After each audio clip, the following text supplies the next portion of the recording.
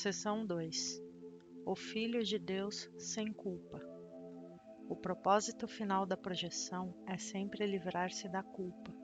No entanto, caracteristicamente, o ego tenta livrar-se da culpa apenas do seu ponto de vista, pois por mais que o ego queira reter a culpa, tu a consideras intolerável, já que a culpa obstrui o caminho da tua lembrança de Deus, cuja atração é tão forte que não podes resistir. Nessa questão, portanto, é onde ocorre a mais profunda das divisões, pois, se tens que reter a culpa, como insiste o ego, não podes ser quem és. Só persuadindo-te de que ele é quem tu és, é que o ego tem possibilidade de induzir-te a projetar a culpa e assim mantê-la em tua mente. No entanto, considera que a estranha solução é o arranjo feito pelo ego. Tu projetas a culpa para te veres livre dela, mas de fato estás apenas ocultando-a. Experimentas culpa, mas não tens a menor ideia do porquê. Ao contrário, a associas com uma esquisita variedade de ideias do ego, nos quais, segundo o ego, tens falhado, mas não tens ideia de que estás falhando para com o Filho de Deus por vê-lo culpado. Acreditando que não és mais quem és, não reconheces que estás falhando a ti mesmo. A mais escura das pedras angulares ocultas em ti mantém a tua crença na culpa fora da tua consciência, pois nesse local escuro e secreto está o reconhecimento de que traíste o Filho de Deus por condená-lo à morte. Tu nem sequer suspeitas de que essa ideia assassina, mas insana, está escondida lá, pois a necessidade de destruição do ego é tão intensa que nada menos do que a crucificação do Filho de Deus pode, em última instância, satisfazê-la. Ele não conhece quem é o Filho de Deus porque é cego. Entretanto, permite que ele perceba a inculpabilidade em qualquer lugar, e ele tentará destruí-la porque tem medo. Grande parte do estranho comportamento do ego é diretamente atribuída à sua definição de culpa. Para o ego, os que não têm culpa são culpados.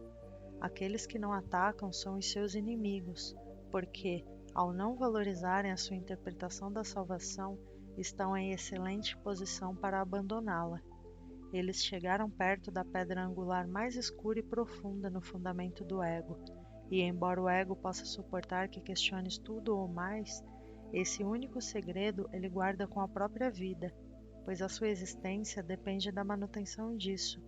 Assim sendo, é para esse segredo que temos que olhar, pois o ego não pode proteger-te contra a verdade, e na sua presença o ego é dissipado. Na calma luz da verdade, vamos reconhecer que acreditas que crucificaste o Filho de Deus. Não admitiste esse terrível segredo porque ainda desejarias crucificá-lo se pudesses achá-lo. No entanto, esse desejo o escondeu de ti, porque é um desejo muito amedrontador, e por conseguinte tens medo de encontrá-lo. Tens lidado com esse desejo de matar a ti mesmo, não sabendo quem és tu, e identificando-te com alguma outra coisa.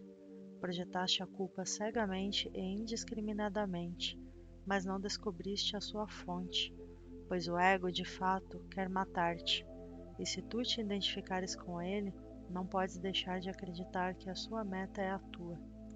Eu tenho dito que a crucificação é o símbolo do ego. Quando ele foi confrontado com a real inculpabilidade do Filho de Deus, tentou matá-lo, e a razão que deu foi a de que a inculpabilidade é uma blasfêmia para com Deus.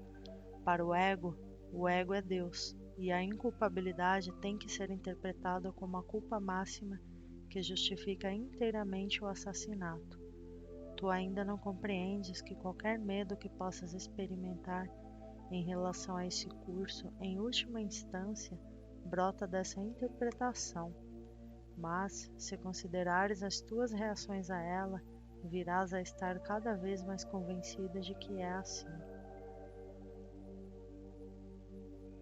Esse curso declarou explicitamente que a sua meta para ti é a felicidade e a paz. No entanto, tens medo dele.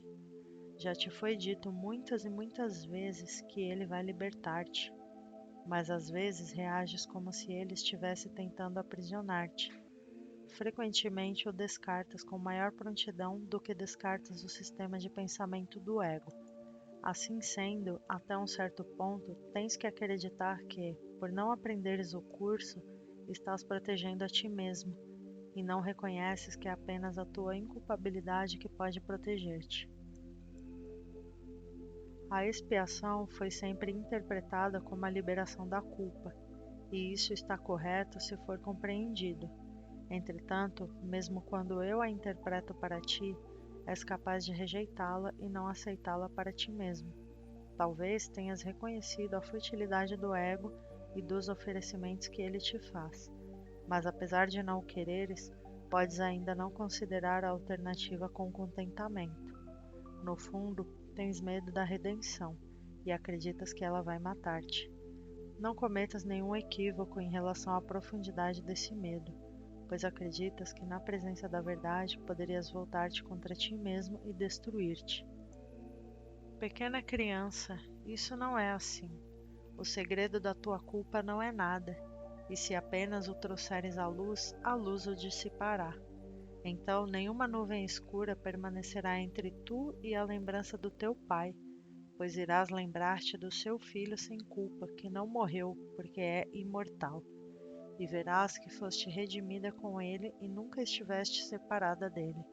Nessa compreensão está a tua lembrança, pois é o reconhecimento do amor sem medo. Haverá grande júbilo no céu quando voltares a casa, e o júbilo será teu, pois o Filho redimido do homem é o Filho de Deus sem culpa, e reconhecê-lo é a tua redenção.